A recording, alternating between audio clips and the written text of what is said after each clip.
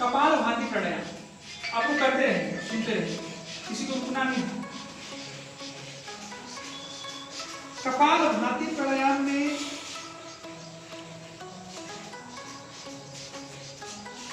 हमें मणिपुर जो चक्र अभी हम चर्चा किए थे, स्वादिष्टान और मणिपुर चक्र, उनको एक्टिवेट करने के लिए, नाभि मंडल को ठीक रखने के लिए,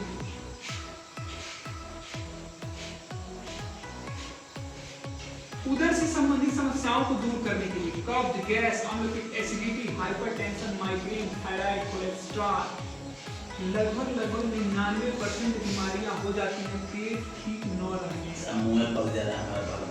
गर्मी है पेट में, कपालभाति से ठीक होगा। शीतली शीतकारी प्राणायाम करते रहिए। जब पेट में बहुत ज्यादा एक प्रकार से अशुद्धियां भर जाती हैं तो उसका प्रभाव आंखों पे दिखता है, उसका प्रभाव बालों पे दिखता है, उसका प्रभाव अंदर मुंह में छाले पड़ जाते हैं, उसका प्रभाव पैर के तलवे में जलन होता है, हाथ में जलन होता है, पसीना आता है। ये सब पेट की गर्मी का सामान्य लक्षण है। अब उनको ठीक करने के लिए, जिनका पेट खराब रहता है उनका दिमाग भी ज्यादा खराब रहता है, उनको गुस्सा जल्दी आता है, चिड़चिड़ा स्वभाव ज्यादा रहता है, तो उसको ठीक रखने के लिए करते हैं, रुकना नहीं है, कम से कम 5 मिनट करना है। ये तो सामान्य है, आप इसको जितना अधिक कर सकें, 15-15 मिनट कर सकें, उसके बाद से देखिए इसका लाभ।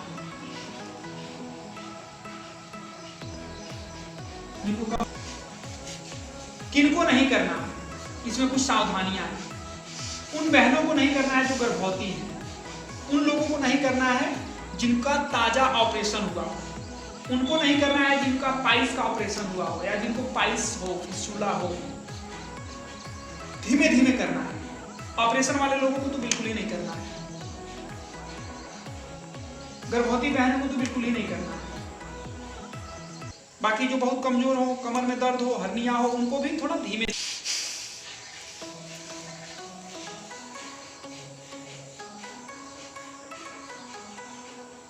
छोड़ देंगे, कपालभाति के बाद से करेंगे बाह्य। लंबा गहरा सांस अंदर भरें, पूरे सांस को छोड़ दिए,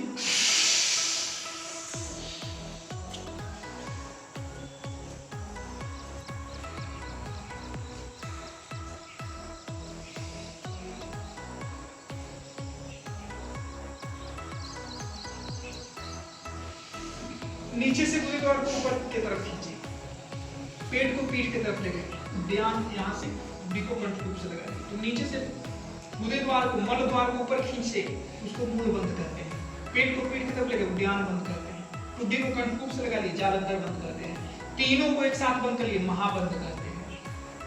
तो आइए एक बार करते हैं, लंबा गहरा सांस अंदर, पूरे सांस को बाहर छोड़िए,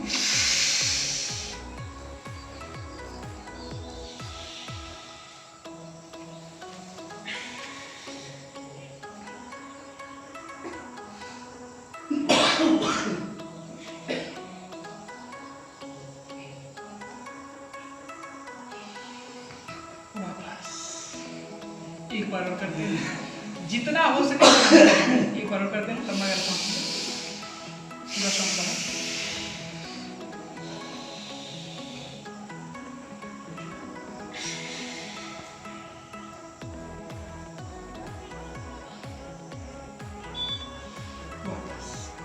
तो बाह्य बंद प्राणायाम करने से पाचन क्रिया ठीक हो जाती है, कब्ज गैस एसिडिटी मिट जाता है। तो जिनको कमजोरी है, कमजोरी दूर हो जाता है।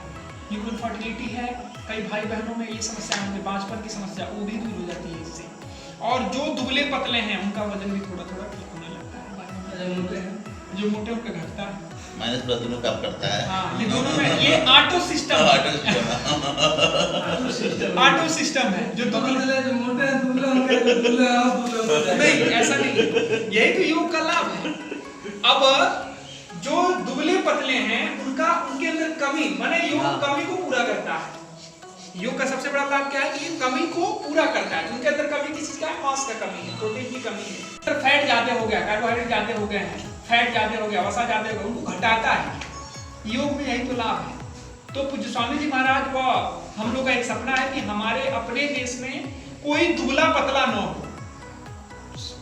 कोई कमजोर न हो, सब निरोग। दुबले पतले का तात्पर्य है कि कोई कमजोर न हो, शारीरिक दुर्बलता न हो, अब उसके अंदर किसी प्रकार की दुर्बलता ना हो, ना तो शारीरिक हो, ना सामाजिक हो, ना आर्थिक हो, तो सबसे उसमें मुख्य भूमिका निभाएगा शारीरिक दुर्बलता नहीं रहेगा तो काम ठीक ठाक करेगा, रुपया पैसा का अर्जन होगा, तो उसका सामाजिक भी ठीक हो जाएगा, आर्थिक भी ठीक हो जाएगा। आत्मज्ञान की वृद्धि होगी, विवेक बढ़ेगा। अपने समाज में क्या है, कुछ ऐसा ढोंग ढकोसला आ गया कि एक वर्ग खाते खाते मोटा हो जाता है और दूसरा वर्ग देते को लक्ष्य केंद्रित करना है, अपने विवेक को बढ़ाना है। हम सब लोग स्वयं में ब्राह्मण हैं, ब्रह्म से, ज्ञान से, अपने खोपड़ी से ब्राह्मण है, भुजाओं से क्षत्रिय है। मैं बार बार कहता हूं, भुजाओं से इतना मजबूती रखिए कि क्षत्रिय का काम कर सके, आत्मरक्षा के साथ साथ समाज का भी रक्षा करें। उधर से वैश्य बनिए, वैश्य का माना व्यापारी, उधर से ऐसा वैश्य बनिए कि जैसे सुबह में आप भोजन लेते हैं तो शाम को इसको त्यागिए, रात को लेते हैं तो सुबह में त्यागिए, इसको अंदर ही स्टोर करके मत रखिए, गड़बड़ हो जाएगा। पैरों से सेवक, सम्राट बनिए। सम्राट कोई कहां से बनता है, पैरों से बनता है, क्योंकि आप कितना धन्य धान बलशाली हो जाए, पैर ही न रहे तो करेंगे क्या। तो ये खैर दूसरी बात है, दूसरी नहीं, इसी में समाहित है, सब साथ में ही चलना है। लेकिन तो हम संपूर्णता में हैं, चारों व्यवस्थाएं हमारे ब्रह्म से ब्राह्मण है, भुजाओं से क्षत्रिय है, पेट से वैश्य है, पैर से शूद्र है। शूद्र माने सम्राट, सेवक। हमारा जो ब्रह्म है, बार बार कहा जाता है, जो ब्रह्म ब्राह्मण है ये सदैव शूद्र माने सेवक के कदमों में सदैव झुका है, तब तब देश आगे बढ़ा है, तब तब समाज को आगे बढ़ाया गया है। कोई इस ब्राह्मण से अगर किसी को प्रणाम करता है तो ब्राह्मण को ठोकर मार के नहीं करता है, कोई ललाट में ललाट मार के नहीं करता नमस्ते कर रहे हैं। साष्टांग पहले दंडवत प्रणाम की व्यवस्था थी। तो हम अपने ब्रह्म को, ब्राह्मण को इस सेवक के चरणों में झुका देते हैं, तब जाके हमारी वृद्धि होती है। चाहे आप चंद्रगुप्त मौर्य से देख लीजिए, चाणक्य से देख लीजिए, ये बहुत दूर तक का है। बीच में कुछ परिभाषाएं गड़बड़ कर दिए थे लोग, तो गड़बड़ हो गया। तो इसको व्यवस्थित करना है, और ये व्यवस्थित तब होगा जब हम स्वयं व्यवस्थित होंगे। हम स्वयं व्यवस्थित तब होंगे जब हम प्रातः योग अभ्यास प्राणायाम करेंगे। तो आइए अभी हम लोग करेंगे बाह्य बंद के बाद से उज्जाई। अब ये सबसे बड़ा कीट है अपने आप को मापने का, अपने आप को जांच करने का कि हमें हमारा श्वसन तंत्र कितना मजबूत है, रेस्पिरेटरी सिस्टम कितना स्ट्रांग है। तो सांस अंदर भरे, गले में खराश के साथ, जिनको थायराइड होता है थायराइड ठीक हो जाता है, गला जिनका खराब होता है गला ठीक हो जाता है। ऐसे 1 से 2 बार टुकड़े टुकड़े मिलिए, तीसरे बार लंबा गहरा सांस अंदर लेते हैं, कंट्रोल से लगा के लॉक कर लेते हैं, सांस अंदर रोक लेते हैं। कैसे?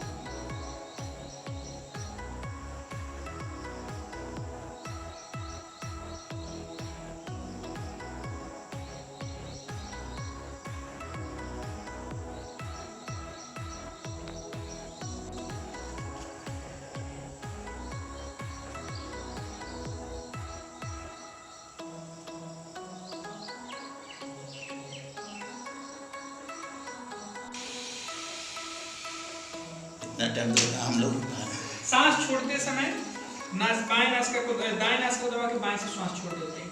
आइए बराबर प्रयास करते हैं। अब अपना तो 120 सेकंड लगभग 2 मिनट का एक प्रैक्टिस किया गया है। तो आपका जितना देर हो सके उतना देर रुकेंगे, फिर दाएं नासिका को दबा के बाएं से श्वास छोड़ देंगे। आइए बराबर करते हैं।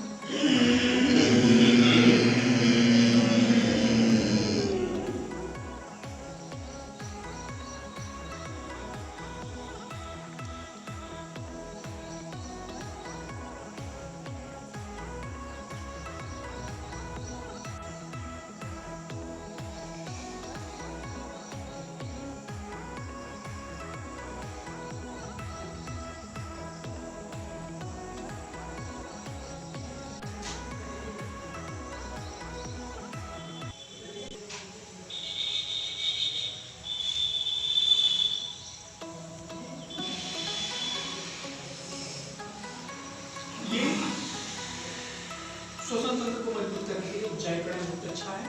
फिर अगला अभ्यास नंबर 1 अनुलोम विलोम प्राणायाम। आइए ऐसे वायु मुद्रा बनाएंगे, दाएं नासिका से दाएं हाथ से दाएं नासिका के पटल को दबाएंगे, बाएं से श्वास अंदर भरेंगे।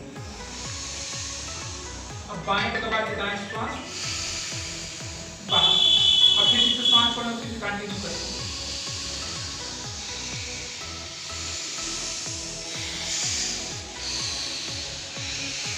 इसको भी ठीक आप लोग कर सकते हैं।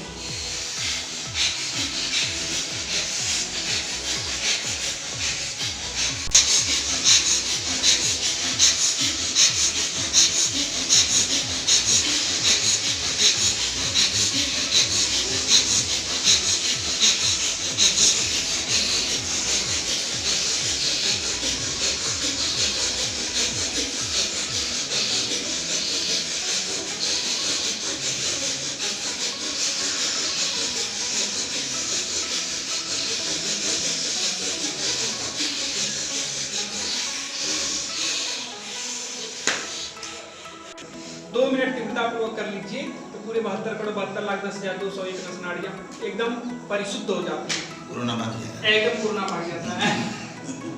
तो कोरोना हो, अस्थमा हो, ब्रोंकाइटिस हो, किसी प्रकार का कोई रोग, लकवा हो, फारिस हो, पैरालिसिस हो, इन सब रोगों से बचने के लिए अनुलोम विलोम अच्छा पड़ेगा, क्योंकि डायरेक्ट हमारे नसों पे काम करता है, डायरेक्ट हमारे नसों में ऑक्सीजन के साथ रक्त प्रवाहित करता है, बड़ा अच्छा लाभ उसका। आइए 3 बार और करेंगे अनुलोम विलोम प्राणायाम।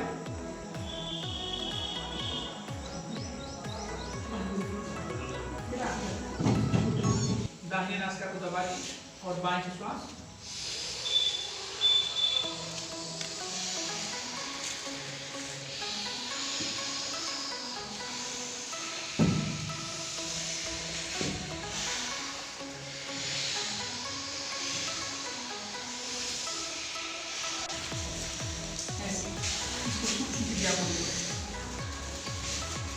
पहले थोड़ा अगर झंझनाहट ले लेते हैं,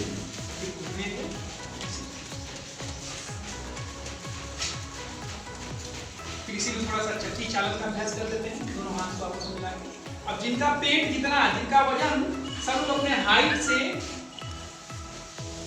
ऐसे कहा जाता है ना, हाइट के अनुरूप वेट होना चाहिए, तो वजन कर लीजिए। जिनका 6 kg वेट अधिक है उतने 10 गुना चक्की चलासन करना है। 1 किलो अगर वेट अधिक है तो 10 बार चक्की चलासन। कैसे?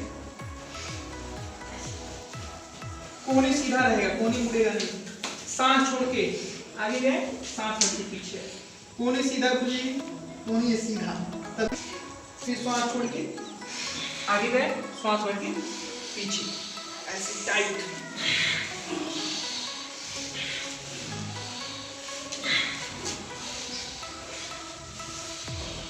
कोहनी सीधा, कोहनी मुड़ेगा नहीं, कोहनी मुड़ गया तब तो कुर्सी नहीं लगेगा, कोहनी सीधा रहेगा। फिर विपरीत दिशा से